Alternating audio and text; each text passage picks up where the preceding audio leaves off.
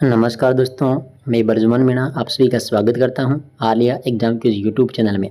साथियों, आज अपन second grade का जो मॉडल टेस्ट पेपर 3 है इसका सॉल्यूशन करेंगे।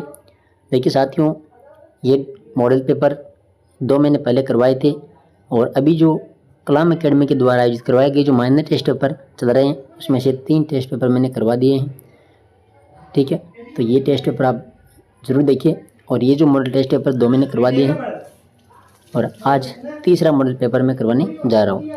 तो जितने भी साथी नए हैं वो चैनल को अभी सब्सक्राइब कर लेना, क्योंकि रेगुलर टेस्ट सीरीज़ आपको यहाँ पर मिलने वाली है। तो आप चैनल को अभी सब्सक्राइबर करके चैनल से जुड़ जाना। तो आइए देखते हैं एक एक प्रश्न को अपन बिल्कुल विस्तार से देखेंगे।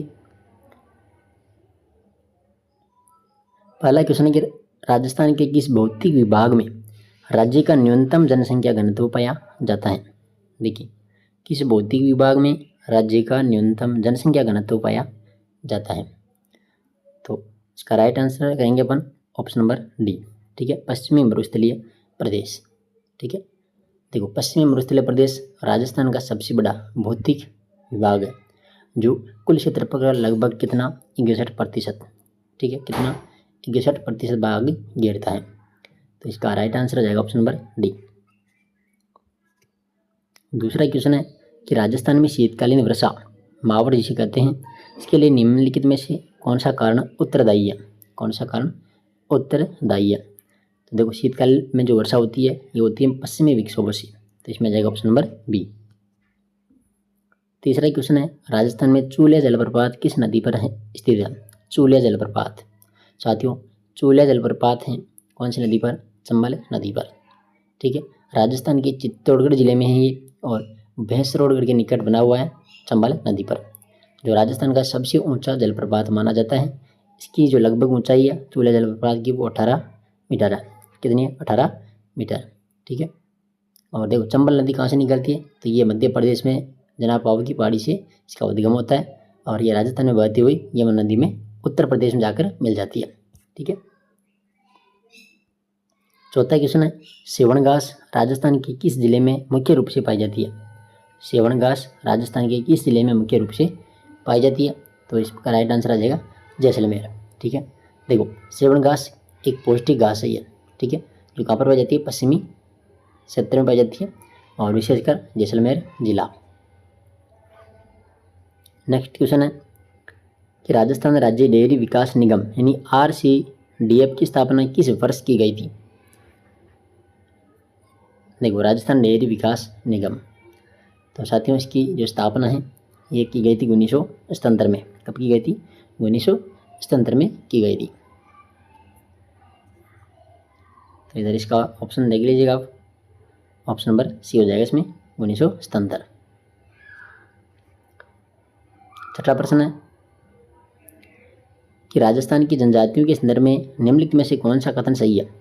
पूछा है जनजातियों के संदर्भ में कौन सा कथन सही है। देखिए, ग्रासीय जनजाति मुख्य रूप से पूर्वी राजस्थान में निवास करती है, तो गलत है साथियों ये तो। ठीक है, जो ग्रासीय जनजाति है ये मुख्य रूप से सिरोही जिले में और सहरिया बारा जिले के शाहबाद और किशनगंज तहसील में पाई जाती है। ठीक है, अच्छा ग्रासीय जनजाति कहाँ पर पाई जाती है, तो ग्रासिया सिरोही जिले में। ठीक है, और सहरिया जनजाति राजस्थान की सबसे प्राचीन जनजाति मानी जाती है, तो ये भी गलत है। ठीक है, सहरिया, तो ये जनजाति भी गलत है। ठीक है, इधर तीसरा है कि भील जनजाति की सर्वाधिक जनसंख्या उदयपुर संभाग में पाई जाती है, तो साथियों ये बिल्कुल सही है। ठीक है, जो भील जनजाति है इसकी सर्वाधिक जनसंख्या उदयपुर संभाग में पाई जाती है, तो यहाँ पर सी ऑप्शन सही हो जाएगा। देखो, भील राजस्थान की जो प्रमुख जनजातियों में से एक है और इनकी जो सर्वाधिक आबादी है वो दक्षिणी राजस्थान यानी विशेषकर उदयपुर संभाग के, जैसे इसमें उदयपुर है, डूंगरपुर, बांसवाड़ा, प्रतापगढ़ जिले शामिल है। चौथा कथन है कि डामोर जनजाति मुख्य रूप से भरतपुर जिले में केंद्रित है, तो ये साथियों ये गलत है। जो डामोर जनजाति है ये डामोर डूंगरपुर जिले की सिमलवाड़ा जो पंचायत समिति है वहाँ पर निवास करने वाली जनजाति है, तो ये भी गलत है, यानी इसमें सी ऑप्शन सही है।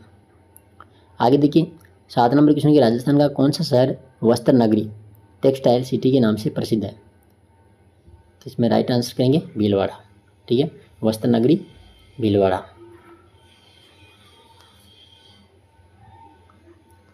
8 नंबर क्वेश्चन है, जयसमंद जिला राजस्थान के किस जिले में स्थित है? तो जयसमंद कहाँ पर है? उदयपुर जिले में। ठीक है, जयसमंद झील उदयपुर जिले में है। इसको डेबर झील भी कहा जाता है और भारत की दूसरी सबसे बड़ी कृत्रिम मीठे पानी की झील मानी जाती है।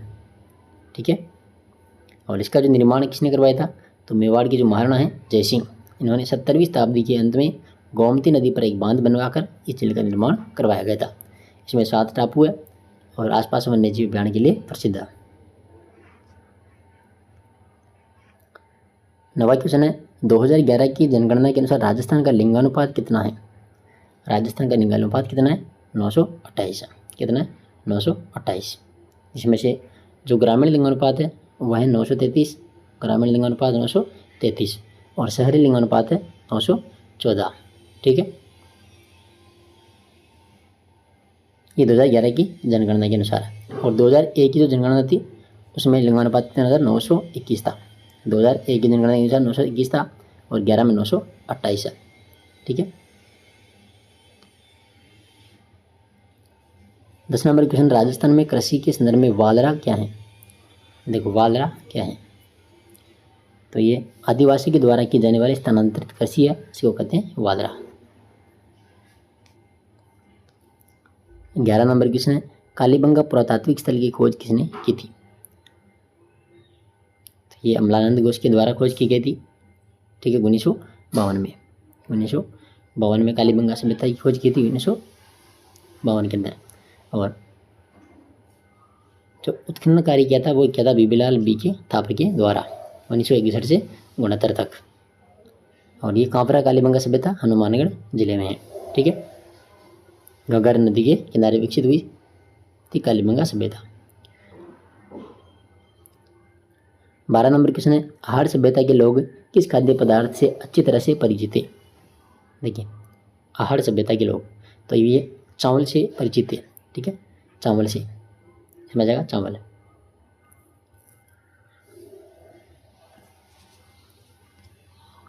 13 नंबर क्वेश्चन है, गणेश्वर सभ्यता स्थल किस नदी के किनारे स्थित है? गणेश्वर सभ्यता स्थल तो ये है कांतली नदी के किनारे। ठीक है, नेम का था ना सिक्कर। देखो ये जो गणेश्वर सभ्यता है इसको ताम्रयुगीन सभ्यताओं की जननी भी कहा जाता है। ताम्रयुगीन सभ्यताओं की जननी, क्योंकि यहाँ पर अधिकतर जो उपकरण मिले थे वो मिले थे तांबे के, जिसमें मछली पकड़ने का कांटा था। ठीक है, और चूड़ियाँ मिली थी, यहाँ पर तीर के नोक मिले थे। इस प्रकार से इसको ताम्रयुगीन सभ्यताओं की जननी कहा जाता है। 14 नंबर क्वेश्चन है कि बेराट सभ्यता के संदर्भ में निम्नलिखित में से कौन सा कथन गलत है? देखिए कौन सा कथन गलत है? बेराट सभ्यता, तो ये स्थल जयपुर जिले में है। बेराट कहाँ पर है? जयपुर जिले में। यहाँ से मौर्यकालीन अशोक के शिलालेख प्राप्त हुए हैं, ये भी सही है। इसे महाभारत काल में मत्स्य जनपद की राजधानी माना जाता है बेराट को, ये भी साथियों सही है। यहाँ से गुप्तकालीन सिक्के बड़ी संख्या में मिले हैं, तो ये गलत है। ठीक है,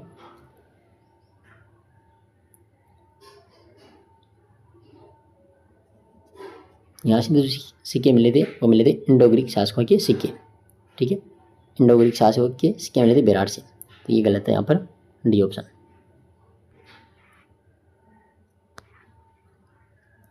क्वेश्चन नंबर 15, निम्नलिखित गुर्जर प्रतिहार शासकों को उनके शासनकाल के अनुसार सही कालानुक्रम में व्यवस्थित कीजिए। गुर्जर प्रतिहार शासक, देखो सबसे पहले नागपट प्रथम। ठीक है, नागपट प्रथम ये 730, इसका शासनकाल था 730 से 760। ठीक है, फिर इसके बाद में आता है वत्सराज। वत्सराज 780 से लेकर के 800 तक। ठीक है, उसके बाद में आता है नागभट द्वितीय, इसका शासनकाल था 836 से लेकर के 885 तक। और फिर मिहिर भोज, तो मिहिर भोज का जो शासनकाल था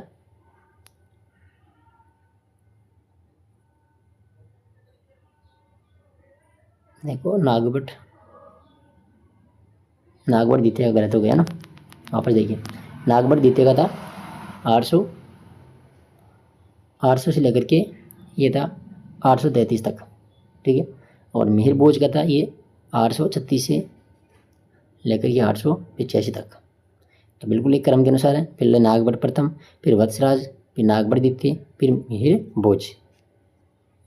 तो इसका 1 2 3 4 ही सही हो जाएगा, option number A. 16 number question है, अजमेर के किस चौहान शासक ने कवि बांधव की उपाधि धारण की थी? देखो, विग्रहराज चतुर्थ, जिसको बिसल देव भी कहा जाता है, तो इन्होंने ही ये उपाधि धारण की थी कवि बांधव की। और जो विग्रहराज चतुर्थ है इसका एक नाटक है, कौन सा? हरिकेली, ठीक है, हरिकेली की इन्होंने रचना की थी। क्वेश्चन नंबर 17, अलाउद्दीन खिलजी के आक्रमण के समय रणथंभौर और जालौर के शासक क्रमशः कौन थे? ठीक है, रणथंभौर का हमीर देव चौहान था और जालौर का था कानाड़ी देव सोनगरा, यानी ए ऑप्शन इसमें सही है, ठीक है। देखो, जब रणथंभौर का शासक था हमीर देव चौहान, तो यहाँ पर आक्रमण किया था कि इन्होंने अलाउद्दीन खिलजी ने 1301 में, ठीक है। और जो जालौर हैं, यहाँ कन्नड़ देवता, यहाँ पर 1311 में आक्रमण किया था अलाउद्दीन खिलजी ने, ठीक है। तो ये भी आप यहाँ याद रखिएगा, रणथंभौर पर 1301 में किया था और यहाँ पर 1311 में जालौर में। 18 नंबर क्वेश्चन है, खानवा का युद्ध राणासांगा और किस मुगल शासक के बीच में लड़ा गया था? खानवा का जो युद्ध हुआ था ये लड़ा गया था, कब लड़ा गया था? 16 मार्च 1527 को लड़ा गया युद्ध था ये। और किस किस के बीच में हुआ था ये? एक तो सांगा था और दूसरा था बाबर, ठीक है।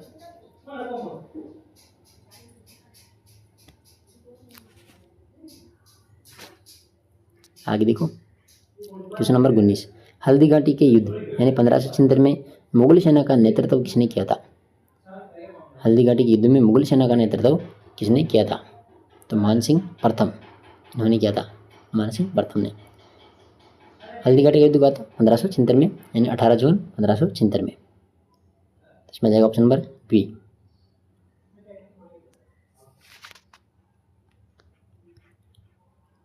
बीस नंबर क्वेश्चन है, मारवाड़ का कौन सा शासक मारवाड़ का प्रताप या फिर प्रताप का अग्रगामी कहलाता है?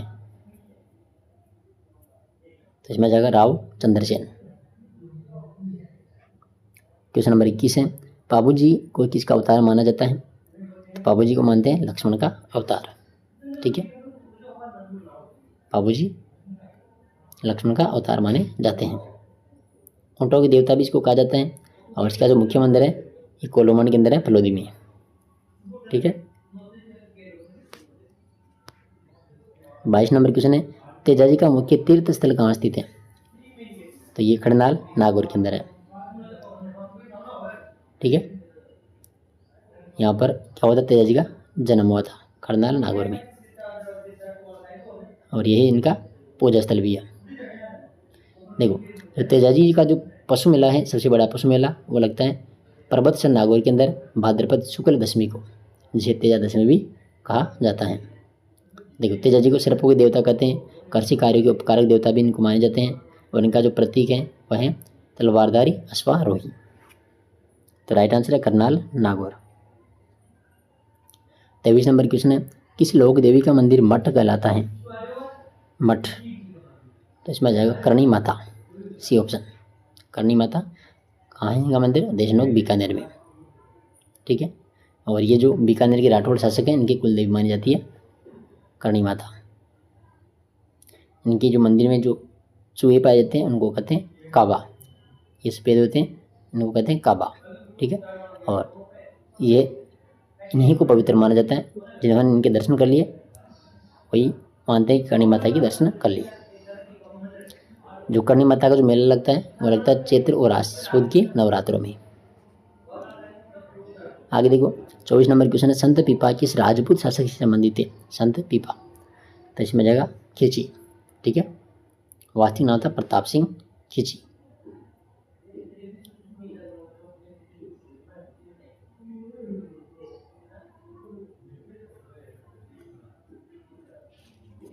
आगे देखो,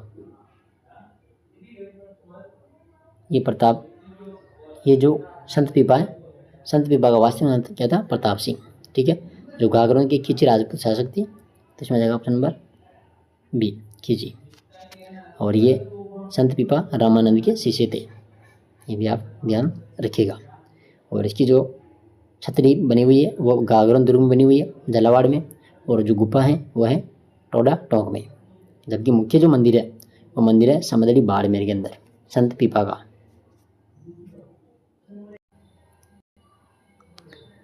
अगला क्वेश्चन है 25 नंबर, दादू पंथ की प्रमुख पीठ कहाँ स्थित है? दादू पंथ की जो प्रमुख पीठ है वह है नरैना या फिर नारायणा, जयपुर के अंदर। ठीक है। दादू जिला को कहते हैं राजस्थान का कबीर, राजस्थान का कबीर। 26 नंबर क्वेश्चन है, अढ़ाई दिन का झोंपड़ा कहाँ स्थित है? तो अढ़ाई दिन का झोंपड़ा है अजमेर में। ठीक है। ये पहले एक संस्कृत विद्यालय था, और फिर इसका जो निर्माण है विग्रह चतुर्थ, जिसको बिसल देव कहा जाता है, इन्होंने करवाया था। ठीक है। और फिर 1152 में ईस्वी में जो तराइन का युद्ध, द्वितीय युद्ध हुआ था, उसमें उसके पश्चात में जो कुतुबुद्दीन ऐबक हैं, इन्होंने इसको तोड़ करके एक मस्जिद में परिवर्तित कर दिया था। और कहा जाता है कि जो इसका निर्माण है अढ़ाई दिन में हुआ था, इसलिए इसको अढ़ाई दिन का झोपड़ा कहा जाता है। 27 नंबर क्वेश्चन नंबर 27 है, देखो, निम्नलिखित युग्मों में से कौन सा सही सुमेलिका यानी किला और स्थान है? तो पूछा है कौन सा यहाँ पर सही है। तो देखो, मेहरानगढ़ ये तो जोधपुर में, ये गलत है। ठीक है। जूनागढ़ बीकानेर में, ये भी गलत है।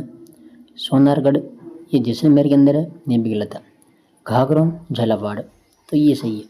ठीक है।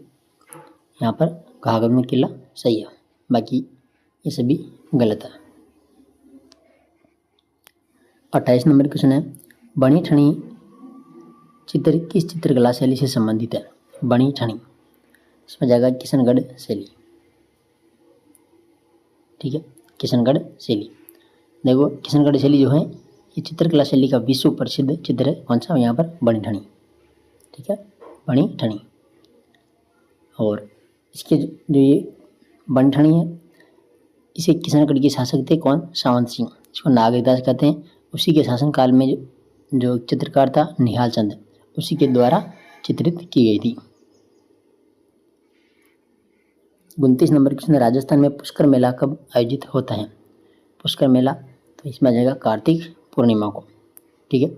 और कहाँ पर लगता है? अजमेर जिले में, कार्तिक पूर्णिमा को प्रतिवर्ष लगता है मेला।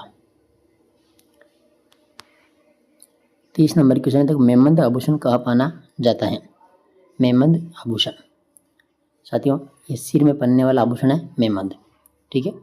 महिलाओं के द्वारा सिर पर पहना जाने वाला आभूषण है कौन सा? मेमंद।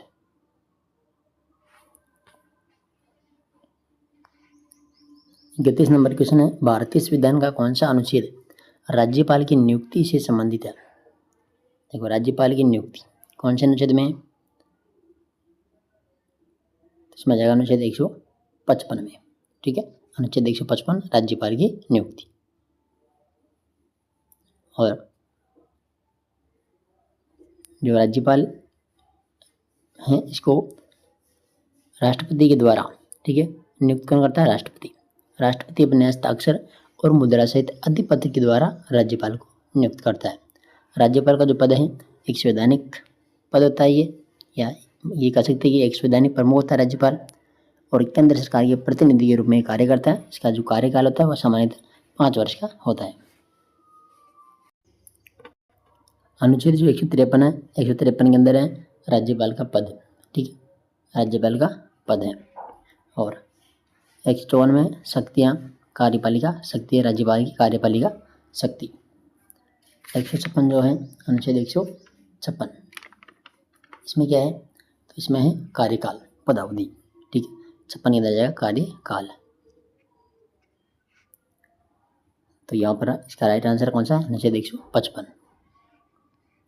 क्वेश्चन नंबर 32 की राज्य मंत्रिपरिषद सामूहिक रूप से किसके प्रति उत्तरदायी होती है? राज्य की जो मंत्रिपरिषद है सामूहिक रूप से किसके प्रति उत्तरदायी होती है? इसमें जाएगा विधानसभा के प्रति। ठीक है, देखिए भारतीय संविधान का जो अनुच्छेद 164(2) है, ठीक है, अनुच्छेद शोषण 2 के अनुसार राज्य की जो मंत्री परिषद है ये सामूहिक रूप से विधानसभा के प्रति उत्तरदायी होती है। क्वेश्चन नंबर 33 है, राजस्थान में राज्य सचिवालय में स्थित विभागों को क्या कहा जाता है? राज्य सचिवालय में जो स्थित विभाग हैं इन विभागों को क्या कहा जाता है? इसको कहते हैं प्रशासनिक विभाग। 34 नंबर क्वेश्चन है, राज्य के मुख्य सचिव की नियुक्ति कौन करता है? तो मुख्य सचिव की जो नियुक्ति है वो करता है कौन? मुख्यमंत्री। ठीक है, कौन करता है? मुख्यमंत्री। क्वेश्चन नंबर 35 है, राजस्थान लोक सेवा आयोग आरपीएससी के संबंध में निम्नलिखित कथनों में से कौन सा सही नहीं है? देखिए, देखो जो आरपीएससी है इसकी स्थापना अगस्त 1949 में हुई थी, बिल्कुल सही है। ठीक है, इसके अध्यक्ष और सदस्यों की नियुक्ति मुख्यमंत्री के द्वारा की जाती है। तो साथियों ये ऑप्शन नंबर जो बी है ये यहाँ पर गलत है। ठीक है, नियुक्ति कौन करता है? यहाँ पर राज्यपाल करता है। ठीक है, अनुच्छेद 316 के अनुसार अध्यक्ष और सदस्यों की नियुक्ति कौन करता है? राज्यपाल करता है। ठीक है, और संविधान के अनुच्छेद 316 में इसकी गठन का प्रावधान है, ये बात भी सही है, और यह एक संवैधानिक निकाय है, ये भी सही है। तो यहाँ पर मुख्यमंत्री की जगह आ जाएगा राज्यपाल। 36 नंबर क्वेश्चन है, राजस्थान राज्य मानवाधिकार आयोग का गठन कब किया गया था? तो वर्ष 1999 के अंदर। 37 नंबर क्वेश्चन है, पंचायती राज व्यवस्था का मूल उद्देश्य क्या सुनिश्चित करना है? जो पंचायती राज व्यवस्था है इसका मूल उद्देश्य, तो मूल उद्देश्य हो जाएगा यहाँ पर विकास में जन भागीदारी और लोकतांत्रिक विकेंद्रीकरण। 38 नंबर क्वेश्चन है, राजस्थान में त्रिस्तरीय पंचायती राज व्यवस्था के अंतर्गत मध्यवर्ती स्तर कौन सा है? तो मध्यवर्ती जो स्तर है वह है पंचायत समिति। कौन सा है? पंचायत समिति।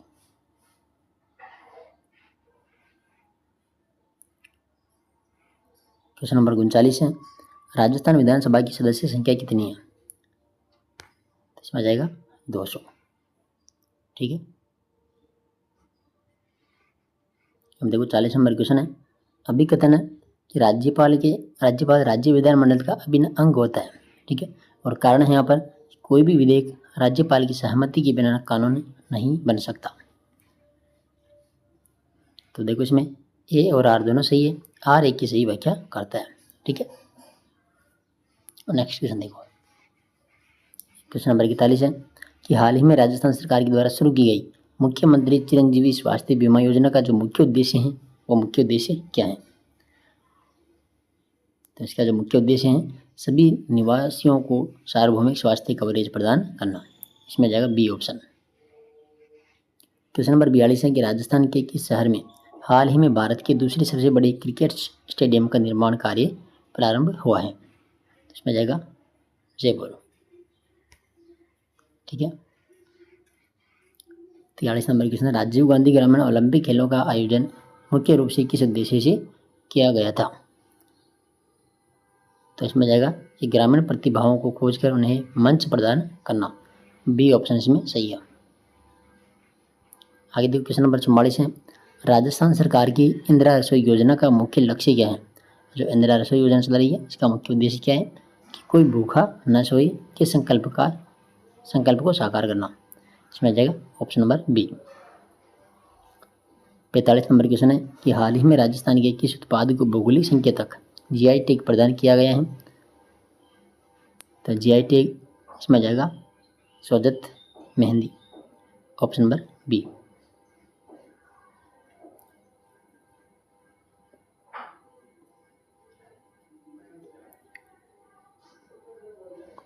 क्वेश्चन नंबर 46 है, राजस्थान बजट नवीनतम में घोषित मुख्यमंत्री डिजिटल सेवा योजना के तहत महिलाओं को क्या प्रदान करने की घोषणा की गई है? तो इसमें आ जाएगा मुफ्त स्मार्टफोन और इंटरनेट कनेक्टिविटी। 47 नंबर क्वेश्चन है, राजस्थान में शुद्ध के लिए युद्ध अभियान किससे संबंधित है? तो ये जो अभियान है यह खाद्य पदार्थों में मिलावट की रोकथाम के लिए। 48 नंबर क्वेश्चन है, अवनी लेखरा जिनका हाल ही में खेल पुरस्कारों में सम्मान किया गया किस खेल से संबंधित है? अवनी लेखरा, तो ये है निशानेबाजी पैरा शूटिंग। ठीक है, देखो अवनी जो लेखरा एक भारतीय पैरालंपिक राइफल शूटर हैं। इन्होंने टोक्यो में 2020 में पैरालंपिक जो खेल हुए थे उनमें महिलाओं की जो 10 मीटर एयर राइफल स्टैंडिंग है SH1 स्पर्धा में, उसमें इन्होंने स्वर्ण पदक जीता था। और 50 मीटर जो राइफल 3 पोजीशन है SH1, उसमें कांस्य पदक जीतकर इतिहास रचने वाली एकमात्र महिला है। ठीक है, अवनी लेखरा। क्वेश्चन नंबर 49 है, राजस्थान में ईज ऑफ डूइंग बिजनेस में सुधार के प्रयासों का मुख्य उद्देश्य क्या है? देखो, ये पहला दूसरा है नहीं, ठीक है। आगे देखो इसके ऑप्शन, इसमें जाएगा कि राज्य में निवेश और व्यापार के लिए अनुकूल माहौल बनाना। ऑप्शन नंबर सी सही है यहाँ पर, ease of doing business. 50 number question है, निम्नलिखित में से कौन सा एवं सही सुमेलित नहीं है? देखो, कौन सा सही सुमेलित नहीं है? घर घर औषधि योजना, स्वास्थ्य एवं पर्यावरण, ये तो सही है। उड़ान योजना, बालिकाओं को सैनिटरी नैपकिन वितरण करना। मुख्यमंत्री किसान मित्र योजना, कृषि सिंचाई। साथियों, ये गलत है, ठीक है। मुख्यमंत्री किसान मित्र ऊर्जा जो योजना है, इसका संबंध है कृषि बिजली बिलों पर अनुदान प्रदान करना। और जागृति बैक टू वर्क योजना है महिलाओं के लिए पुनः कार्य अवसर। ये यहाँ पर सी ऑप्शन गलत हो जाएगा। क्वेश्चन नंबर 51 है कि विश्व का सबसे बड़ा महाद्वीप कौन सा है? तो सबसे बड़ा महाद्वीप है यहाँ पर एशिया महाद्वीप, ठीक है, जहाँ पर लगभग 60% यहाँ पर जनसंख्या पाई जाती है। और ये आ जाएगा इसमें एशिया महाद्वीप। 52 number question, ring of fire किस महासागर से संबंधित है? रिंग ऑफ फायर, इसमें आ जाएगा प्रशांत महासागर। तो 53 नंबर क्वेश्चन है, वैश्वीकरण का प्रमुख प्रभाव क्या है? वैश्वीकरण, तो राष्ट्रों के बीच बढ़ती अंतर्निर्भरता को एकीकरण, अंतर्निर्भरता और एकीकरण, ठीक है, सी ऑप्शन इसमें सही हो जाएगा। 54 नंबर क्वेश्चन है, रोवरिंग फोर्टिज या गरजती चालीसा क्या है? इसमें जाएगा दक्षिणी गोलार्ध में 40 डिग्री और 50 डिग्री अक्षांश के बीच चलने वाली शक्तिशाली पश्चिमी पवनी। 55 नंबर क्वेश्चन है कि ओजोन परत के क्षरण के मुख्य रूप से कौन सी गैस उत्तरदायी है? तो यहाँ पर है क्लोरोफ्लोरोकार्बन। 56 नंबर क्वेश्चन है कि भारत की सबसे ऊंची पर्वत चोटी कौन सी है? भारत की सबसे ऊंची पर्वत चोटी कौन सी है? K2 गोडविन ऑस्टिन, इसमें जाएगा C option.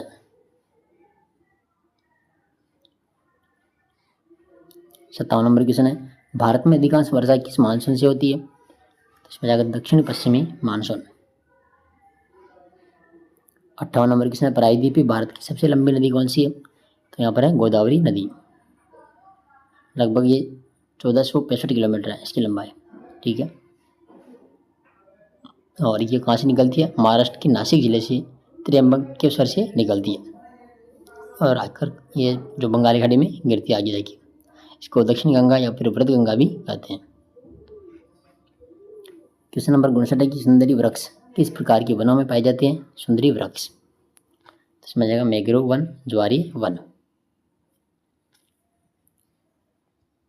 60 number question, Bharat का सबसे पुराना तेल उत्पादक क्षेत्र कौन सा है? तो यहाँ पर जाएगा डिगबोई।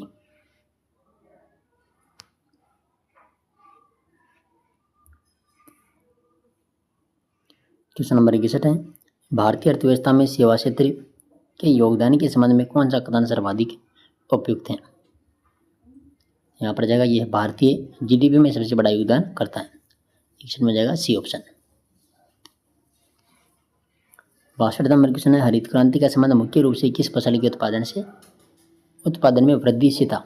हरित क्रांति, तो गेहूं और चावल। क्वेश्चन नंबर 63 है, भारत में औद्योगिक विकास और विनियमन के लिए कौन सी सर्वोच्च संस्था उत्तरदायी है? इसमें जाएगा उद्योग और आंतरिक व्यापार संवर्धन विभाग, डी ऑप्शन। क्वेश्चन नंबर 64 है, पिछले कुछ दशकों में भारत के विदेशी व्यापार की संरचना में क्या प्रमुख परिवर्तन आया है? इसमें जाएगा तैयार माल और सेवाओं के निर्यात का हिस्सा बढ़ा है, ठीक है।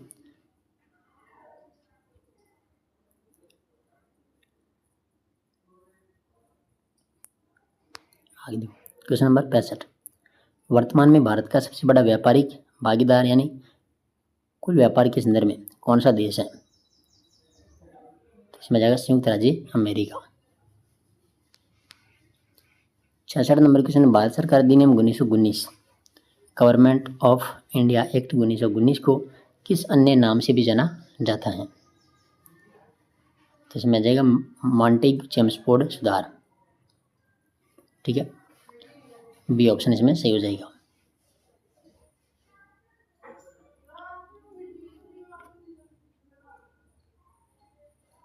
क्वेश्चन नंबर 67 है कि भारतीय संविधान सभा की प्रारूप समिति के अध्यक्ष कौन थे? तो इसमें आएगा डॉक्टर भीमराव अम्बेडकर। ठीक है, भीमराव अम्बेडकर। और ये 7 सदस्यीय समिति जिसका गठन हुआ था 29 अगस्त 1947 को। क्वेश्चन नंबर 68 है कि भारतीय संविधान में एकल नागरिकता का प्रावधान किस विधान से प्रेरित है? तो इसमें जाएगा यूनाइटेड किंगडम। देखो प्रश्न नंबर 69 है, भारतीय संविधान में वर्णित मौलिक अधिकारों के संबंध में निम्नलिखित में से कौन सा कथन सही नहीं है?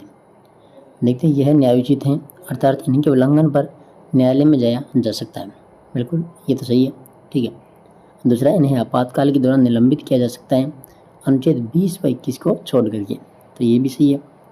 ये असीमित हैं और इन पर कोई प्रतिबंध नहीं लगाया जा सकता। साथियों ये गलत है। ठीक है, और इस विधान के भाग नंबर 3 अनुच्छेद 12 से 35 तक वर्णित है, ये भी सही है। तो देखो ऑप्शन नंबर जो सी है यहाँ पर यह गलत है। ठीक है, क्योंकि भारतीय संविधान के द्वारा जो मौलिक अधिकार हैं ये महत्वपूर्ण है और ये असीमित नहीं है। ठीक है, तो यहाँ पर ये गलत है। 70 नंबर क्वेश्चन है कि राज्य के नीति निर्देशक सिद्धांतों का मुख्य उद्देश्य क्या है? साथियों इसमें हो जाएगा ऑप्शन नंबर सी, ये एक कल्याणकारी राज्य की स्थापना करना, इसका उद्देश्य है। 71 नंबर क्वेश्चन है कि भारतीय संविधान में मौलिक कर्तव्यों को किस समिति की सिफारिश पर जोड़ा गया था? जो मौलिक कर्तव्य हैं इनको कौन सी समिति के सिफारिश पर जोड़ा था? तो इसमें जाएगा स्वर्ण सिंह समिति। इसमें जाएगा साथियों स्वर्ण सिंह समिति की सिफारिश पर। 72 नंबर क्वेश्चन है कि भारत के राष्ट्रपति पर महाभियोग की प्रक्रिया का उल्लेख संविधान के किस अनुच्छेद में है? देखो राष्ट्रपति पर जो महाभियोग की प्रक्रिया है इसका उल्लेख किस अनुच्छेद में मिलता है? तो इसमें जाएगा अनुच्छेद 61। ठीक है, अनुच्छेद 61 में।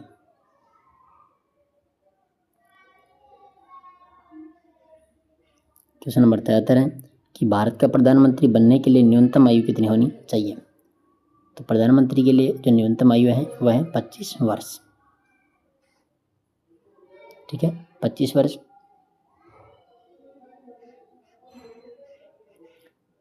क्वेश्चन नंबर 74 है, राजनीतिक दलों के संबंध में निम्नलिखित कथनों पर विचार कीजिए। राजनीतिक दल,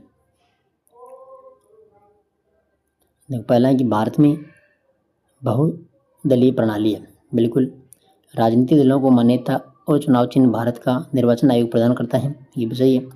किसी दल को राष्ट्रीय दल का दर्जा प्राप्त करने के लिए कुछ निर्धारित शर्तों को पूरा करना होता है, ये भी सही है। दल बदल विरोधी कानून राजनीतिक दलों पर लागू नहीं होता है, तो ये गलत है। ठीक है, इसमें पहला, दूसरा और तीसरा कथन सही है, यानी option number B. Question number 75 है, दबाव समूह का मुख्य कार्य क्या होता है? इसका मुख्य कार्य अपने सदस्यों के हितों की रक्षा और संवर्धन के लिए सरकारी नीतियों को प्रभावित करना। क्वेश्चन नंबर 82 है, निम्नलिखित में से कौन सा क्षेत्र शैक्षिक मनोविज्ञान के दायरे में आता है? शैक्षिक मनोविज्ञान के दायरे में आता है।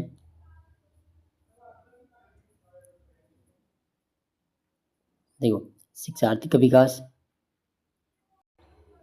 देखो क्वेश्चन छूट गए थे, इधर देखते हैं। क्वेश्चन नंबर 76 देखो, पंचशील के सिद्धांत भारत के किस देश के साथ मिलकर प्रतिपादित किए थे? पंचशील के सिद्धांत जो है भारत के किस देश के साथ मिलकर प्रतिपादित किए थे? तो इसमें क्वेश्चन नंबर 76 में हो जाएगा चीन। ठीक है, चीन।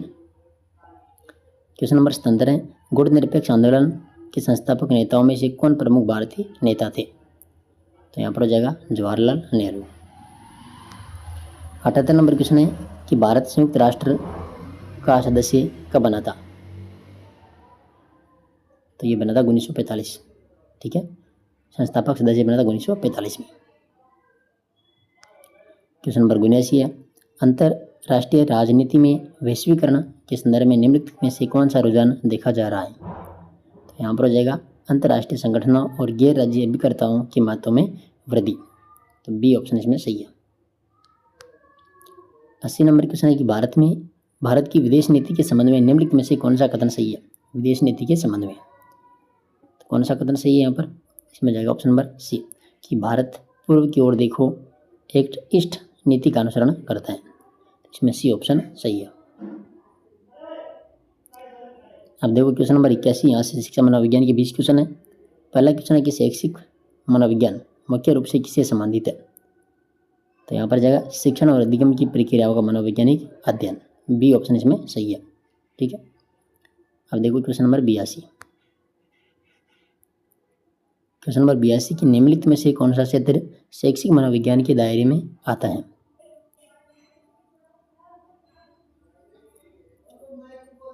तो यहाँ पर हो जाएगा देखो शिक्षार्थी का विकास, सीखने की प्रक्रिया और सिद्धांत, शिक्षण विधियाँ और मूल्यांकन, उपरोक्त सभी।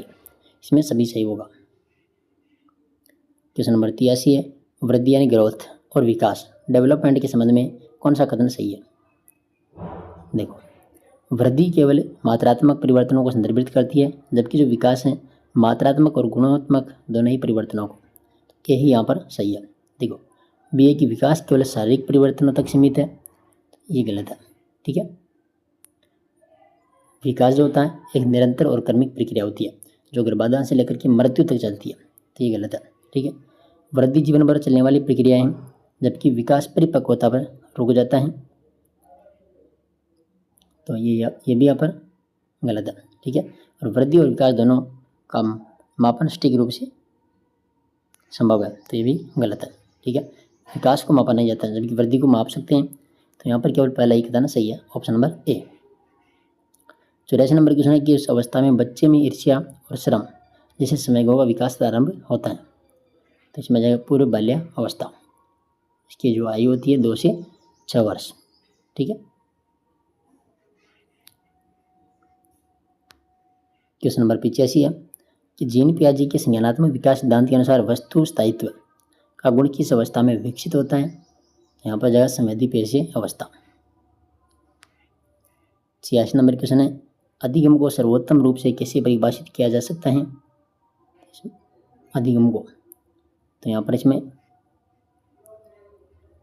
जाएगा ऑप्शन नंबर बी कि व्यवहार में अपेक्षाकृत स्थायी परिवर्तन जो अनुभव और अभ्यास के परिणाम स्वरूप होते हैं। ठीक है, क्वेश्चन नंबर 87 की प्रयत्न और भूल सिद्धांत का प्रतिपादन किसने किया था? प्रयत्न और भूल, तो ये एडवर्ड थॉर्नडाइक ने। 88 नंबर क्वेश्चन है कि जब पूर्व में सीखा गया ज्ञान या कौशल किसी नई स्थिति में सीखने में बाधा उत्पन्न करता है तो इसे कहते हैं नकारात्मक स्थानांतरण। क्वेश्चन नंबर 89 है रचनावादी अधिगम के बारे में निम्नलिखित में से कौन सा कथन सही है? देखो छात्र अपने पूर्व ज्ञान और अनुभवों के आधार पर सक्रिय रूप से ज्ञान का निर्माण करता है, इसमें आ जाएगा option number B. Question number 90 है सिगमंड फ्रायड के मनोविश्लेषणात्मक सिद्धांत के अनुसार व्यक्तित्व का कौन सा घटक वास्तविकता सिद्धांत पर कार्य करता है? इसमें जाएगा ईगो। ठीक है, ईगो।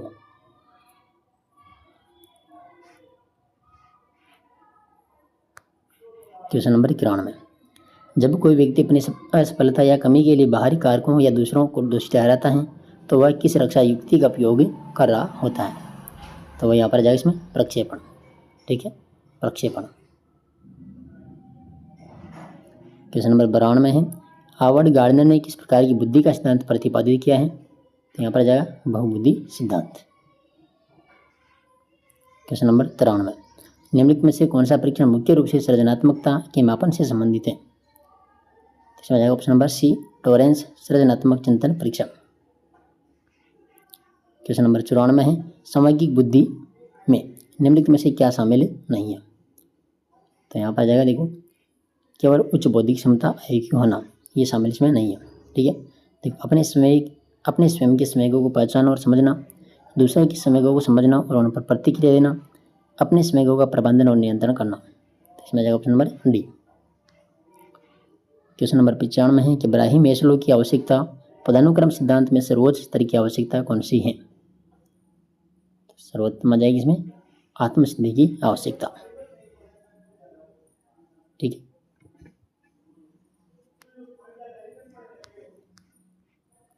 क्वेश्चन नंबर 96 उच्च उपलब्धि अभिप्रेरणा वाले व्यक्तियों की विशेषता क्या होती है। तो वे मध्यम स्तर की चुनौती वाले कार्यों को चुनते हैं जिनमें सफलता की उचित संभावना होती है। तो इसमें जाएगा बी ऑप्शन। क्वेश्चन नंबर 97 है कि व्यक्तिगत भिन्नताओं का प्रमुख स्रोत क्या है। तो इसमें जाएगा सी आनुवंशिकता और पर्यावरण की अंतःक्रिया। क्वेश्चन नंबर 98 है प्रतिभाशाली बालकों की शिक्षा के लिए निम्नलिखित में से कौन सी विधि उपयुक्त है। इसमें जाएगा पाठ्यक्रम संवर्धन। क्वेश्चन नंबर 99 आत्मसंप्रति से क्या तात्पर्य है। तो अपने बारे में व्यक्ति की समग्र धारणा, विश्वास और मूल्यांकन आ जाएगा इसमें बी ऑप्शन।